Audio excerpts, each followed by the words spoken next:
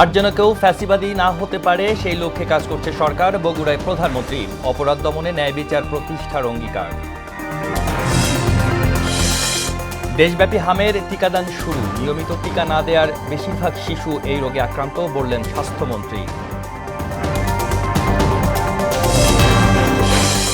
জ্বালানি তেলের সরবরাহ বাড়ালো বিপিসি। অন্য খাতে মূল্যবৃদ্ধির প্রভাব মোকাবেলায় আজ কাজ করছে সরকার, জানালেন বাণিজ্য মন্ত্রী। এবং হরমুজ প্রণালী থেকে মার্কিন বাহিনীকে সরে যেতে বাধ্য করল ইরান। বিশ্ববাজারে ফের বাড়ল জ্বালানির দাম।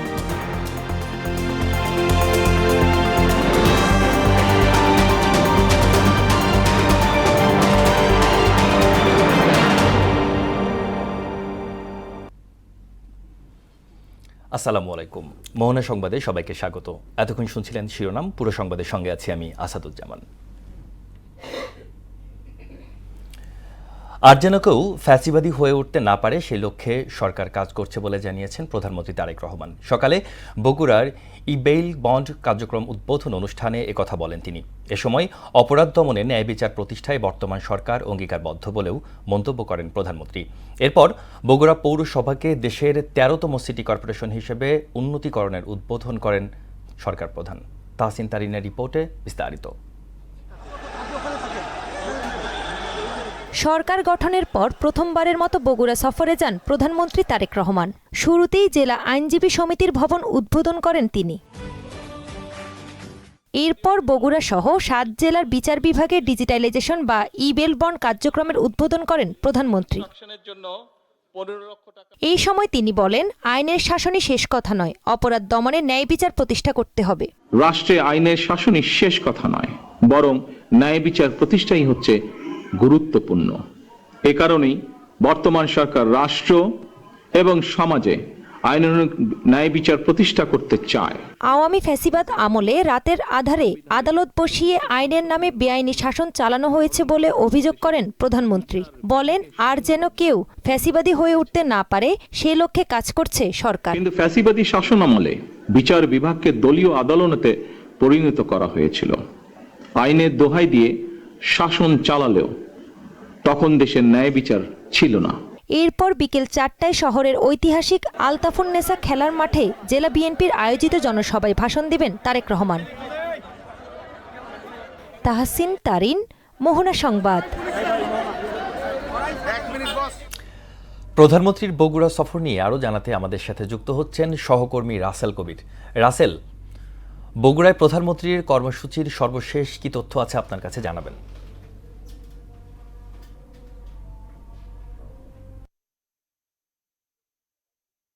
আসাদ, আপনার মাধ্যমে আসলে দর্শকদের জানাতে চাই যে কিছুক্ষণ আগে কিন্তু এই সৃষ্ট যে পৌরসভাকে সিটি কর্পোরেশনে করার যে উদ্বোধন ফলক উন্মোচন কিন্তু তারেক রহমান এসে করলেন। এবং আমরা আসলে যেমনটি জেনেছি যে দীর্ঘ ২০টি বছর পর বাবার সেই পৈতৃক ভিটাতে তারেক রহমান কিন্তু রওনা দিয়েছেন এবং সেখানে উপস্থিত হয়ে তিনি জিয়া হসপিটাল যেটি আছেন সেটিতে রুবেলা হামেদ টিকার কার্যক্রম উদ্বোধন করবেন। তারপর তিনি আসলে সুবিধা বঞ্চিত যারা আছে তাদের মাঝে ফ্যামিলি কার্ড বিতরণ করবেন এবং ফ্যামিলি কার্ড বিতরণ করার পর তিনি কিন্তু আসলে খাল খনন কর্মসূচির উদ্বোধন পর তিনি তার সেই বাবা এবং মায়ের স্মৃতি বিজড়িত যে বাড়িটি আছে সেই বাড়ি কিন্তু পরিদর্শন করবেন এবং তারপরেই তারেক রহমান আবার বগুড়ার পথে রওনা হবেন এবং সর্বশেষ তিনি ঐতিহাসিক আলতাফুন্নেসা খেলার মাঠে আসলে জনসভায় অংশগ্রহণ করবেন। তারপর প্রেস ক্লাবের ভবনের উদ্বোধন এবং আসলে বাইতুর রহমান সেন্ট্রাল জামে মসজিদের সম্প্রসারণের কাজের উদ্বোধন করবেন।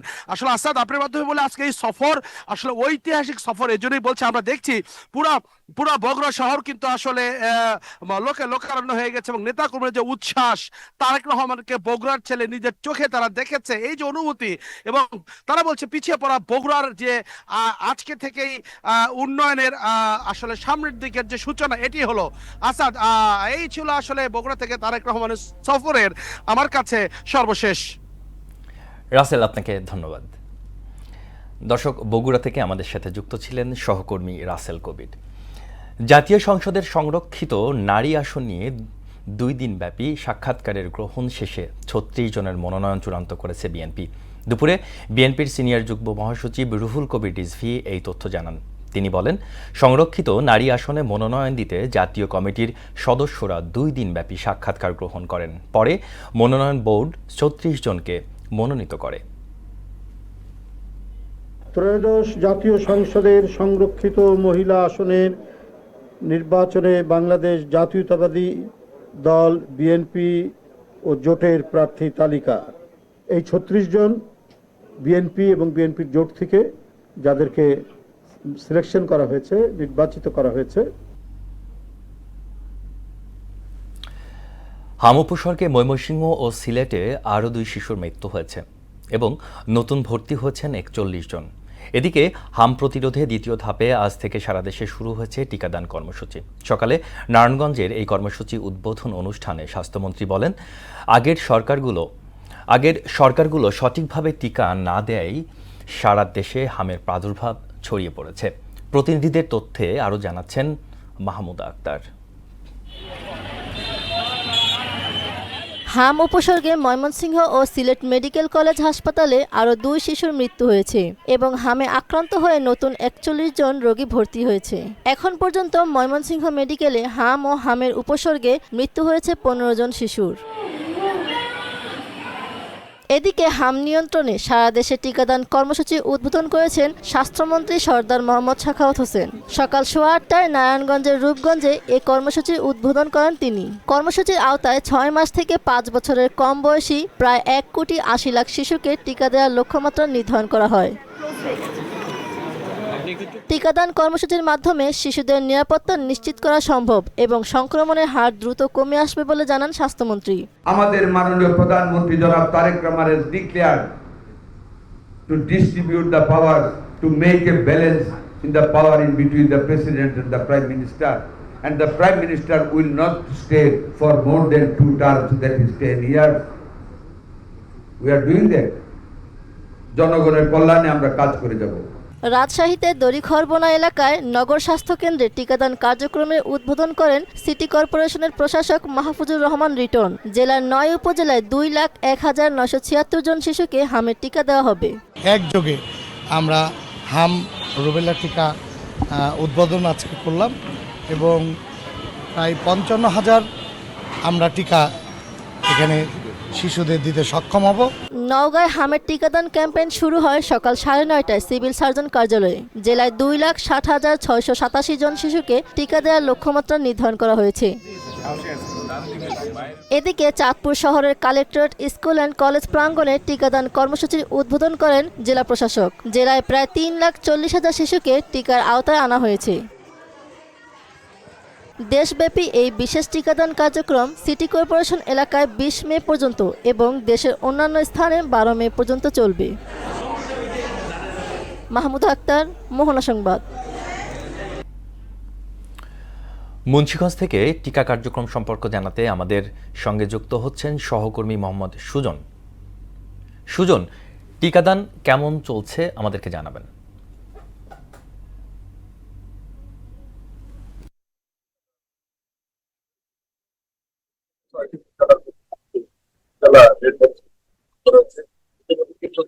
জেলার যে কর্মসূচি, সেই কর্মসূচি কিন্তু সকাল থেকে শুরু হয়েছে। মুন্সিগঞ্জ সদর, টঙ্গিবাড়ি, সিরাজুদ্দিন খান এইসব এলাকায় কিন্তু রেড জোন হিসাবে ঘোষণা করেছিলেন জেলা সিভিল সার্জন অফিসে। তাদের সাথে কথা বলেছি, সকাল থেকে কিন্তু এই হামের টিকাদান কিন্তু শুরু হয়েছে। এই মুহূর্তে রয়েছি মুন্সিগঞ্জ 250 শয্যা হসপিটালে। এখানে কিন্তু গত 24 ঘন্টায় কিন্তু 6 জন যে রোগী রয়েছেন তারা ভর্তি হয়েছেন। তাদের সাথে কথা বলেছিলাম। রোগী যারা স্বজন রয়েছেন তারা বলছেন যেহেতু হামের যে উপসর্গ, সেই উপসর্গ দেখার সাথে সাথে জ্বর বা শরীরে লালচা হয়ে যাওয়ার কারণে কিন্তু তারা ভর্তি হয়েছেন প্রাথমিক চিকিৎসা। এই গত কয়েকদিনে কিন্তু মুন্সিগঞ্জে 41 জন এই সদর হসপিটালের 250 হসপিটালে কিন্তু রোগীর সেবা নিয়েছেন। ইতিমধ্যে কিন্তু 6 জন কিন্তু এই হসপিটালে ভর্তি রয়েছেন। আর যে 6 উপজেলা রয়েছে সেই উপজেলাতে কিন্তু হামের যে প্রাদুর্ভাব সেটাও কিন্তু লক্ষ্য করা গেছে। বেশ কয়েক জায়গায় আমি কথা বলেছি, তারা বলছেন যেহেতু যেন কোনো আতঙ্কিত না হয় রোগীরা বা বাচ্চার যে পরিবার রয়েছেন তাদের কোনো স্বাভাবিকভাবে থাকার জন্য বা এরকম সিম্পল দেখা দিলে যেন ডাক্তারের পরামর্শ নেয়, তারা কিন্তু সেই বিষয়টা কিন্তু বলেছেন এখানকার যারা কর্তৃপক্ষ রয়েছেন। আর এখানকার যে তত্ত্বাবধান রয়েছেন তার সাথে কথা বলেছি, তারা যেমনটি বলছেন যে করার জন্য বা চিকিৎসার দরগুলো কিন্তু তারা বিপক্ষে বিশ্বাস কিছু বছর যে সেটা কিন্তু পরিবার বা সতর্ক থাকার পরামর্শ দিয়েছেন। পাশাপাশি যদি জ্বর বা কিছু নিয়ে এরকম সুজন, আপনাকে ধন্যবাদ। মুন্সিগঞ্জ থেকে আমাদের সাথে যুক্ত ছিলেন সহকর্মী মোহাম্মদ সুজন। দেশে জ্বালানি তেলের সরবরাহ বাড়িয়েছে বাংলাদেশ পেট্রোলিয়াম কর্পোরেশন বিপিসি। আজ থেকে অকটেন 20% এবং পেট্রোল ও ডিজেল 10% হারে বেশি সরবরাহ করা হবে। রোববার এক বার্তায় এ তথ্য জানায় বিপিসি। নির্দেশনা অনুযায়ী প্রতিদিন 13,048 metric ton diesel, 1,511 metric ton petrol ও 1,422 মেট্রিক টন অকটেন বিক্রি করা হবে।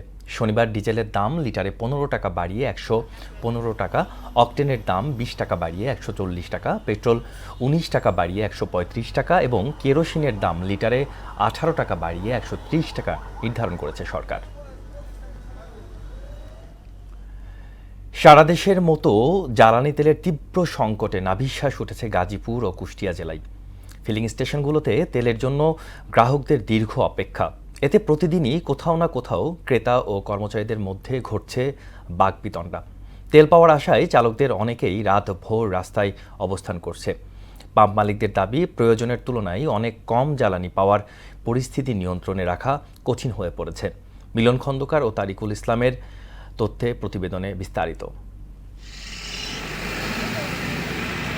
কুষ্টিয়া জুড়ে হঠাৎ করেই থমকে যাচ্ছে যান চলাচল। জেলার 31টি পেট্রোল পাম্পেই দেখা দিয়েছে জ্বালানি তেলের সংকট। পাম্পগুলোতে ঝুলছে তেল নেই সাইনবোর্ড। প্রয়োজনীয় তেল না পেয়ে চরম দুর্ভোগে পড়েছেন পরিবহন চালকরা।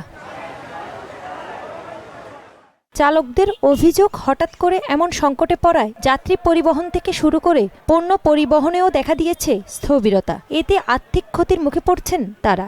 1 ঘন্টা 2 ঘন্টা পরে 300 টাকা করে তেল পাই, তো আমার হয় না। যারা দুর্নীতি করে তেল নিয়ে আমাদেরকে কষ্টে ভোগান্তিতে ফেলাচ্ছে, তাদেরকে যদি দমন করা যেত তাহলে হয়তো আমরা একটু সুষ্ঠুভাবে তেলটা পেতাম। এভাবে চলতে থাকলে দেশ এবং জাতি সব ফসল হয়ে যাবে। এইদিকে জ্বালানি তেলের তীব্র সংকটের প্রভাব পড়েছে গাজীপুরে ফিলিং স্টেশনগুলোতে। চাহিদার তুলনায় সরবরাহ কমে যাওয়ায় অধিকাংশ পাম্পে দেখা দিয়েছে অস্বাভাবিক চাপ। কোথাও নেই তেল, আবার কোথাও দেয়া হচ্ছে সীমিত পরিমাণে। ফলে এক পাম্প থেকে আরেক পাম্পে ছুটছেন চালকরা। কালকে সন্ধ্যার সময়তে সিরিয়ালে ওই পাম্পে ছিলাম, আরেক পাম্পে সকাল পর্যন্ত তেল দেয়নি। এই পর্যন্ত প্রায় 20টা পাম্প গেছি, কোন পাম্পে পেট্রোল অকটেন কিছুই নাই। সরকার বলতেছে তেল আছে, পাম্পে আসলে বলে তেল নাই, কিন্তু এটার কি সমাধান কে দিবে? 2-2.5 ঘন্টা সিরিয়াল আসলাম, আমার 15 টাকা তেল চাইতে আসলে আমার 5 টাকা করে দিচ্ছে। এই তেলের পরিবর্তন না খাই মরে যাবে। তেল এখন আমাদের জীবনের একটা অংশ হয়ে দাঁড়াইছে।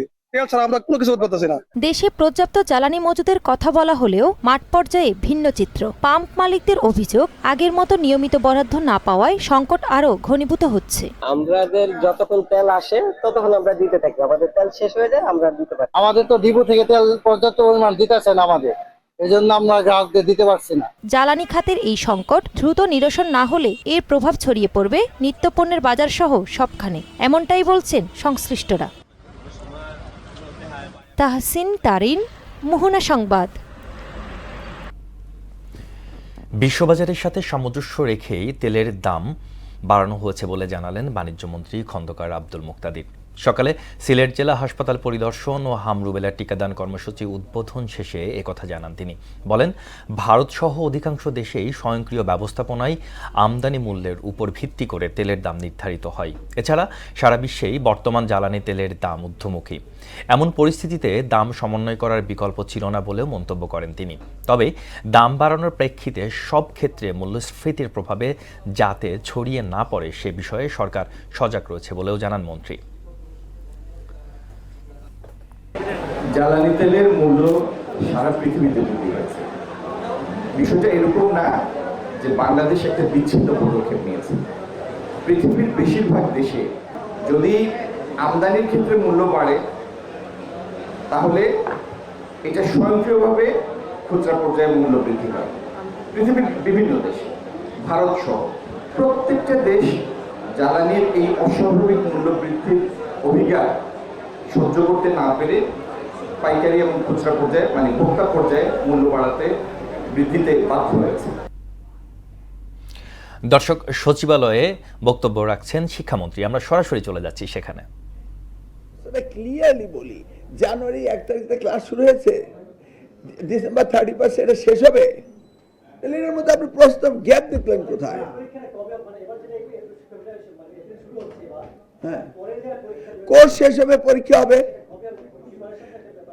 প্রিপারেশন স্টুডেন্টরা নিবে। আমি তো বলছি পরীক্ষা সব ডিসেম্বর হবে, সেটা তো আমার বিষয় না। 6 মাসের বোর্ডেরা পরীক্ষা নিচ্ছে, লেটস গো স্ট্রেট। ছাত্রছাত্রীরা প্রিপারেশন নিয়েছে, তাদের কারিকুলাম সিলেবাস শেষ হয়েছে, তার পরীক্ষা দিবে। আপনি বোর্ডের জন্য এত মায়া খান না কেন? সেটা আমার ব্যাপার, লেট মি সি। আমি বলছি কোর্স শেষ, পরীক্ষা শেষ। আপনারা কি আমার সাথে একমত নাকি না? তাহলে চলেন করি। আমি তো বুঝলাম না আপনারা কি চান জাতির বিবেক পরীক্ষাটা 1 বছর পরীক্ষা 1 বছর হোক, চান তো? আমিও চাই।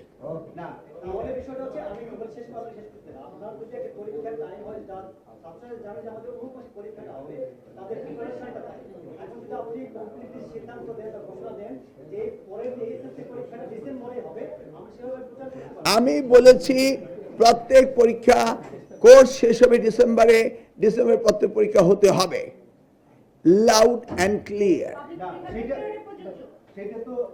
পরীক্ষা পাবলিক পরীক্ষা বলতে কি বোঝাতে যাচ্ছে? পরীক্ষা পরীক্ষা What do you mean by public পরীক্ষা?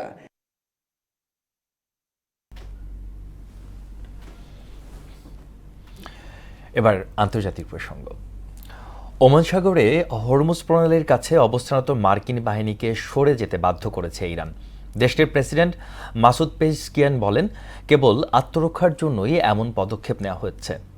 ইরানের বিরুদ্ধে এখনও যুদ্ধ শেষ হয়নি বলে জানিয়েছেন ইসরায়েলের প্রধানমন্ত্রী বেনিয়ামিন নেতানিয়াহু। এদিকে ইরান যুক্তরাষ্ট্র যুদ্ধের প্রভাবে আবারও বাড়ল জ্বালানি তেলের দাম। ঐশী আলমের ডেস্ক রিপোর্টে বিস্তারিত।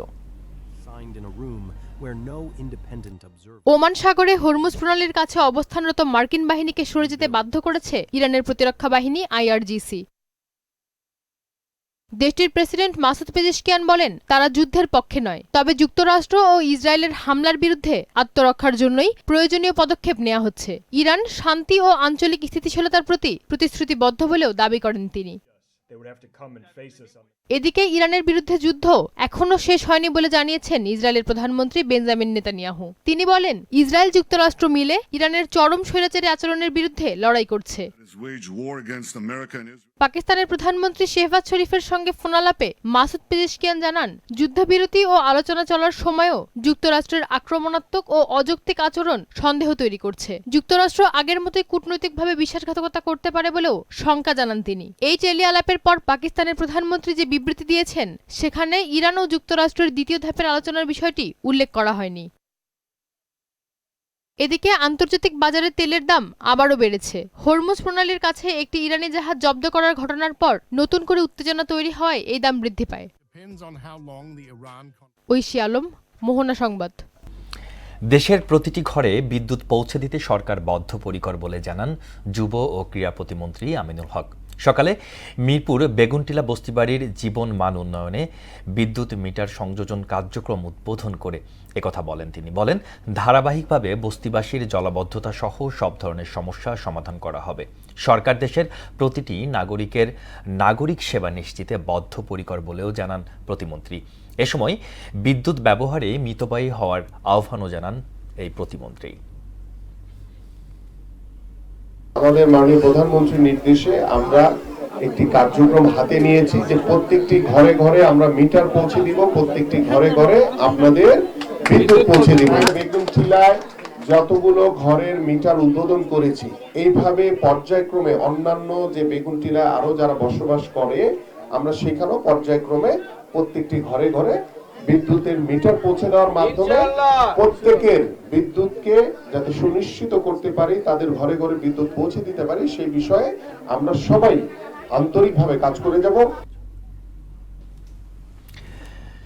সিলেট অঞ্চলে ভূগর্ভস্থ পানির উপর চাপ কমাতে এবং সেচ ব্যবস্থার আধুনিকায়নে বড় উদ্যোগ নিয়েছে সরকার। কৃষিকাজে নদী, পাহাড়ি ছড়া ও খালের পানি ব্যবহারে কমছে ভূগর্ভস্থ পানির উপর নির্ভরতা। পাশাপাশি অনাবাদি জমি আসছে চাষের আওতায়। এতে খাদ্যশস্য উৎপাদন বাড়ার পাশাপাশি কৃষিতে নতুন দিগন্ত উন্মোচিত হচ্ছে। এ চৌধুরী শিপারের তথ্যচিত্রে জানাচ্ছেন আফরিন পপি। প্রকৃতি আর পাহাড় ঘেরা সিলেট একসময় পানির অভাবে এ অঞ্চলের বিশাল এলাকা অনাবাদি থাকলেও এখন চিত্রটা ভিন্ন। বিআরডিসির উদ্যোগে নদী, খাল আর পাহাড়ি ছড়ার পানিকে কাজে লাগিয়ে জোরদার করা হচ্ছে সেচ কার্যক্রম। এই প্রকল্পের মাধ্যমে আমরা বুরু মৌসুমে আমাদের যে অনাবাদ জায়গাগুলো আছে এগুলা চাষ করতেছি। আলহামদুলিল্লাহ, এই চাষের মাধ্যমে আমার গ্রামে প্রায় 95 থেকে 98% মানুষ মানে গড়ের ভাত খাইতেছে। মেশিনটা বসানোর পরে আমরা প্রায় 300 বিঘা মতো ক্ষেতের আওতায় আবাদের আওতায় আনতে পারছি। এখন বিআরডিসির সহযোগিতায় আমরা এই পাইপলাইন পাওয়ায় অনেক কিছু করতে আছে। ভূগর্ভস্থ পানির ওপর চাপ কমাতে আধুনিক সেচ নালা তৈরি করা হচ্ছে মাটির নিচ দিয়ে, যাতে জমির অপচয় না হয়। লক্ষ্যমাত্রা অনুযায়ী আগামী 5 বছরে সিলেট বিভাগের 40টি উপজেলায় 198টি সেচ যন্ত্র স্থাপন করা হবে। প্রত্যেকটা ইউনিয়নেই আমরা সরজমিন পরিদর্শন করে যে জায়গাতে আমাদের ফিজিবল মনে হয়েছে এবং ভূপরিস্থ পানির সুযোগ রয়েছে আমরা ওই জায়গাতে স্কিম সিলেকশন করি। দীর্ঘমেয়াদী সুফল পেতে হলে এই ধারা বজায় রাখা জরুরি বলে মত বিশেষজ্ঞদের। সিলেট বিভাগে ভূপরিস্থ পানি ব্যবস্থাপনা ও ব্যবহারের মাধ্যমে কৃষি উৎপাদন বৃদ্ধি প্রকল্পের আওতায় সিলেট জেলায় 2025-26 অর্থ বছরে হাইপিসেক সেচ স্কিম নতুন করে স্থাপন করা হয়েছে 10টি।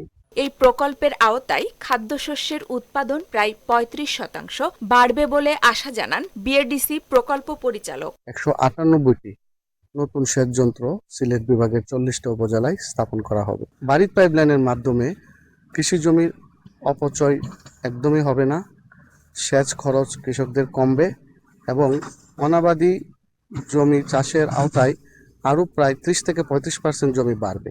সমন্বিত এই উদ্যোগে সিলেট বিভাগের কৃষিতে নতুন গতি আসার পাশাপাশি খাদ্যশস্যে দেশ হবে আরও সমৃদ্ধ, এমনটাই প্রত্যাশা সংশ্লিষ্টদের। আফরিন পপি, মোহনা সংবাদ। শেষ করব মোহনা সংবাদ, যাবার আগে সংবাদ শিরোনামগুলো জানিয়ে দিচ্ছি আরও একবার।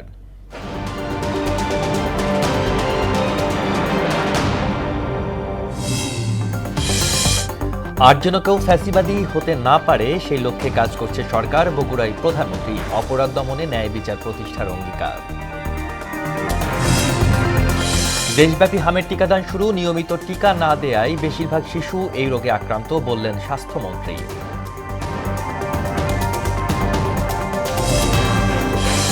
জ্বালানি তেলের সরবরাহ বাড়ালো বিপিসি। অন্য খাতে মূল্য বৃদ্ধির প্রভাব মোকাবেলায় কাজ করছে সরকার, জানালেন বাণিজ্যমন্ত্রী। এবং হরমুজ প্রণালী থেকে মার্কিন বাহিনীকে সরে যেতে বাধ্য করল ইরান। বিশ্ববাজারে ফের বাড়ল জ্বালানি তেলের দাম।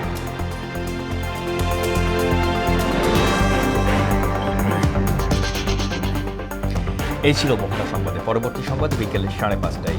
এর আগে বিকেল 3টায় দেখবেন সংবাদ এক নজরে। মোহনার সর্বশেষ খবর জানতে ভিজিট করুন www.mohana.tv। সংবাদ দেখতে পারেন ফেসবুক, ইউটিউব। এতক্ষণ সঙ্গে থাকার জন্য ধন্যবাদ সবাইকে।